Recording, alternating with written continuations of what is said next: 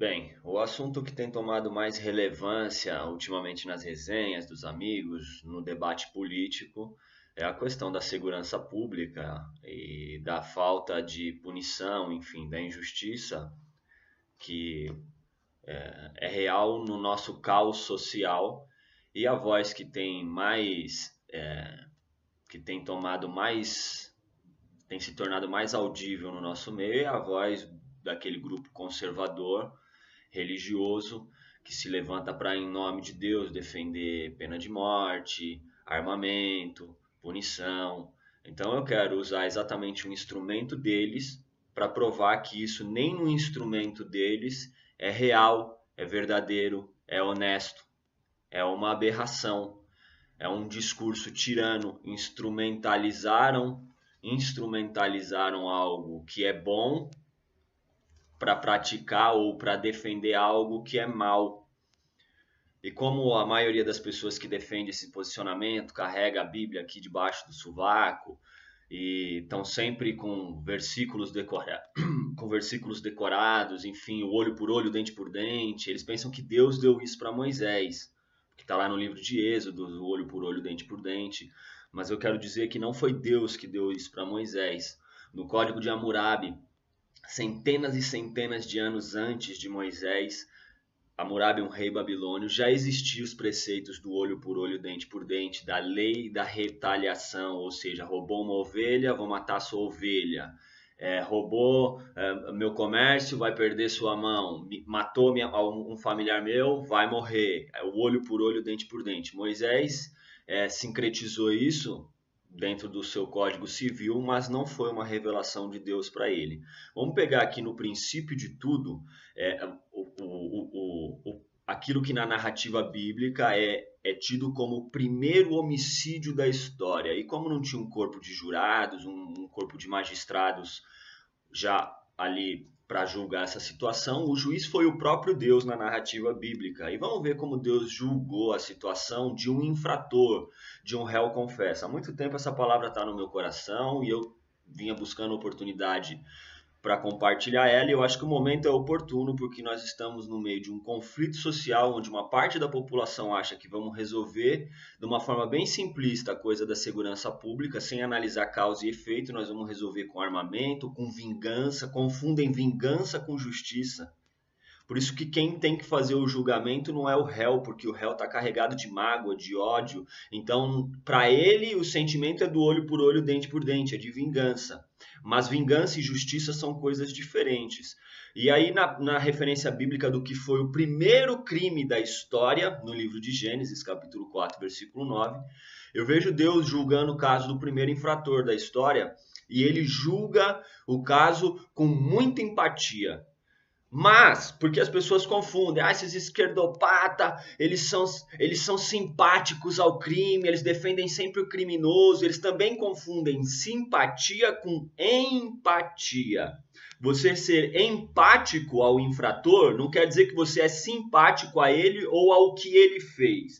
Empatia é se colocar no lugar da pessoa, é tentar entender as razões e os motivos que levaram ela a cometer aquilo, e eu vejo exatamente esses elementos no que foi o primeiro julgamento, talvez o único julgamento explícito na narrativa bíblica que tenha sido feito pelo próprio Deus, porque depois a sociedade vai se desenvolvendo e ela mesma vai levantando os seus juízes, a sua moral, os seus preceitos, e a sociedade vai se organizando humanamente. Mas na narrativa bíblica, o primeiro julgamento realizado pelo próprio Deus tem elementos de justiça social, que é aquilo que a gente defende. E eu não vejo aqui um Deus simpático ao crime, ao infrator, fazendo uma apologia ao crime, como superficialmente alguns analisam quando é posta essa argumentação de ressocialização. A resposta é sempre simplista do lado dos conservadores. É sempre simplista. Eles não conseguem analisar as causas e os efeitos na nossa sociedade. Então vamos lá. Gênesis 4, versículo 9 conta a história que Caim e Abel, dos dois primeiros filhos aí da humanidade, segundo a doutrina criacionista, a humanidade começou em Adão e Eva, e Caim e Abel foram a sua sucessão. E diz que Deus recebeu uma oferta de Abel e que Caim, por ter feito de qualquer maneira, a narrativa diz que Deus preferiu a de Abel. Isso gerou um ciúme em Caim, que disse para o seu irmão, vamos para o campo. Como o irmão era pastor de ovelhas, enfim, possivelmente tinha uma relação de confiança, vamos para o campo. Eles foram para o campo e lá um irmão se levantou contra o outro e o Caim matou o Abel. E como que Deus tratou o infrator e a questão do crime ali? Nós estamos falando do primeiro julgamento da história, segundo a doutrina criacionista, segundo a narrativa bíblica, julgado pelo próprio Deus. Deus entra na história e diz assim, primeiro ele faz uma defesa da vítima, para provar que esse tipo de pensamento não é a favor do criminoso. Ele é um julgamento como tem que ser feito, com imparcialidade, envolvendo o todo. Primeiro ele faz uma defesa da vítima, ele está dizendo, Caim, olha, o sangue do teu irmão está clamando justiça aqui para mim. Da terra eu estou sentindo o sangue dele clamar justiça para mim. Então ele tem o ponto de vista da vítima. Mas ele dá a chance de defesa do réu explicar os seus motivos. Isso chama-se empatia, não é simpatia. Isso chama-se empatia.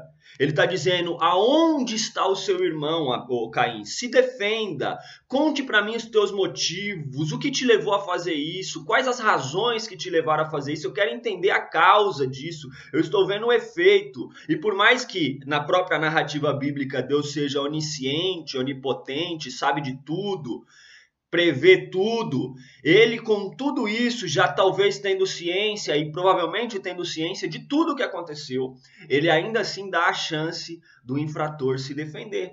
E o infrator faz ainda de forma arrogante, eu não sou o tutor do meu irmão, como que eu posso saber onde meu irmão está? E aí Deus diz a ele, o sangue do teu irmão está clamando para mim, na terra. O segundo ponto, ele primeiro faz uma defesa da vítima, depois ele dá a chance do réu se defender. Sabe o que significa isso? Presunção de inocência. Ninguém é condenado até que se prove o contrário. Isso está em todo o Código Civil, inclusive no Código Civil brasileiro. Isso é empatia com o infrator, é tentar entender o ponto de vista dele.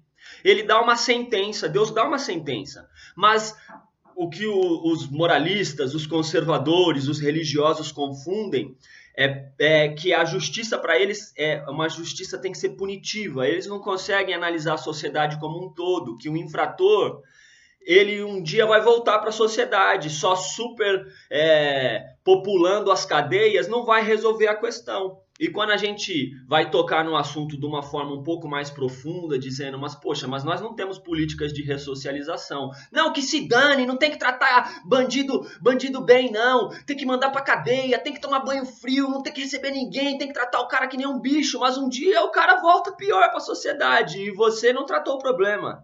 Você não tratou o problema, você piorou o problema. Você mandou um infrator pra lá que voltou 7 vezes pior, entende? E eu percebo na justiça de Deus que tem uma sentença, porque não é libertinagem. O infrator ele tem que passar por um processo de reciclagem, de conscientização. O que você acha que trata mais, por exemplo, uma pessoa que agrediu um homossexual na rua pura e simplesmente porque o cara é homossexual e ele tem aversão a esse comportamento na sociedade? O que você acha que vai tratar mais esse indivíduo? Você pegar ele e jogar na cadeia porque ele não pode bater no outro ser humano, então é crime, vai para a cadeia?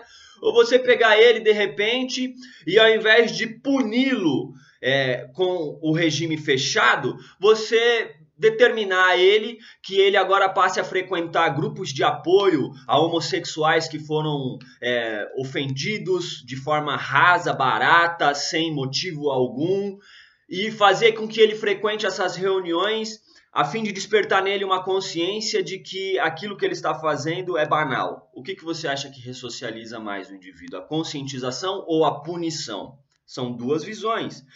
A maioria das pessoas entende que o problema da segurança enfim, do caos que a gente vive na segurança pública se resolve com punição, com armamento. Eu não vou nem para a questão do armamento porque é o óbvio do óbvio do óbvio. O próprio Cristo repreendeu Pedro quando Pedro empunhou uma arma contra um civil. Ele disse, se você levantar a arma, pela arma você vai morrer. Então o próprio Cristo era contrário. Mas me espanta que gente use a Bíblia para defender pena de morte, para defender essa punição. E punição eles não conseguem entender que vingança e justiça são coisas diferentes. Toda justiça tem que estar carregada de uma segunda chance, de elementos que promovam a ressocialização, a conscientização do infrator. E nós não temos esses caminhos instituídos no Brasil. Nós não temos. Aí Deus dá uma sentença pro Caim, mas imediatamente já marca ele com um sinal de misericórdia, um sinal de segunda chance. A nossa sociedade estigmatiza as pessoas. Eu me lembro agora do infrator lá que foi pego roubando e escreveram na testa dele: sou ladrão, sou vacilão. E Deus também fez uma marca em Caim. Depois que deu para ele uma sentença: ó, você vai andar errante sobre a terra, você vai ser maldito por onde você passar. As pessoas vão dizer: como você pôde matar seu próprio irmão? Você vai andar fugitivo, porque o peso da culpa disso vai te atormentar. E imediatamente Caim já tem vontade de fugir da presença de Deus, diz a história. E só que ele faz ainda uma defesa que Deus ouve, Deus acolhe, Deus recebe, Deus entende e Deus dá uma segunda chance. Deus dá a chance de ressocialização. Ao invés de marcar ele como sou homicida e sou vacilão, quando Caim fala: olha, esse castigo é pesado demais para mim, as pessoas vão me ver na rua e vão me matar por isso. Vão me ver aí, ó, fora desse paraíso do Éden aqui, e vão me matar. E Deus vai lá e põe uma marca, diz a Bíblia, põe uma marca em Caim, para que onde ele vá, as pessoas vejam que se ferirem ele, eu não sei que marca é, o texto não é objetivo e nem aonde foi, mas que se ferirem ele, aquilo será vingado 7 vezes mais. Então Caim sai dali com a marca da ressocialização. Diz que Caim sai dali, coabita com uma mulher, é um líder de um novo ajuntamento de pessoas. Ele é a pessoa que edifica a primeira cidade fora do paraíso do Éden. E Deus certamente foi com ele. Diz que o seu primeiro filho se chama Enoque. Sabe o que significa Enoque? Enoque significa inauguração, a inauguração de um novo tempo, um tempo de arrependimento, um tempo de rever as coisas. Ele inaugura um novo tempo. E a primeira cidade que ele começa ali, o ajuntamento de pessoas que começam a ser lideradas por ele, essa primeira cidade foi chamada de Enoque. É a primeira cidade que se tem relato fora do Jardim do Éden, esse paraíso romântico e utópico. Que nem lá o crime ficou ausente, nem da sociedade que se diz perfeita. O crime aconteceu, foi lá mesmo. Entende? Então crime, não existe sociedade perfeita, sempre vão haver infratores e criminosos. Mas existe a sociedade que consegue oferecer caminhos de ressocialização. É isso que tem que ser debatido nos dias de hoje. Não armar a população para eu matar meu vizinho, ou encher as cadeias de pessoas que cometeram crimes que dá para si... com empatia, oferecer caminhos de ressocialização, para deixar as cadeias e o regime fechado para os crimes mais hediondos. Enfim, não quero entrar a fundo nesse debate em si, mas usando o elemento dos tiranos, um instrumento dos tiranos, para dizer que não tem nem base, nem fundamento para se defender, nem porte de arma, nem essa punição que eles confundem com vingança. O que eles defendem é vingança, não é punição. Porque a punição na justiça ela tem que estar carregada de ressocialização. E esses conservadores religiosos não têm isso dentro deles. Então a gente tem que debater, ou começar a debater a coisa sobre esse prisma de ressocialização. Eu deixo essa reflexão aí pra gente, começar o nosso dia aí, revendo os nossos conceitos às vésperas das eleições, para a gente ver em quem vai depositar a nossa confiança. Se no simplista, que vai no discurso populista, porque as massas estão cansadas mesmo da violência urbana, mas não é assim que se resolve, não é assim, não é o caminho, não é esse, e estranhamente os conservadores compram esse discurso engrossando esse coro tirano, que não tem nem fundamento dentro daquilo que eles acreditam. Então, vamos rever nossos conceitos e um bom dia para todos aí, tamo junto.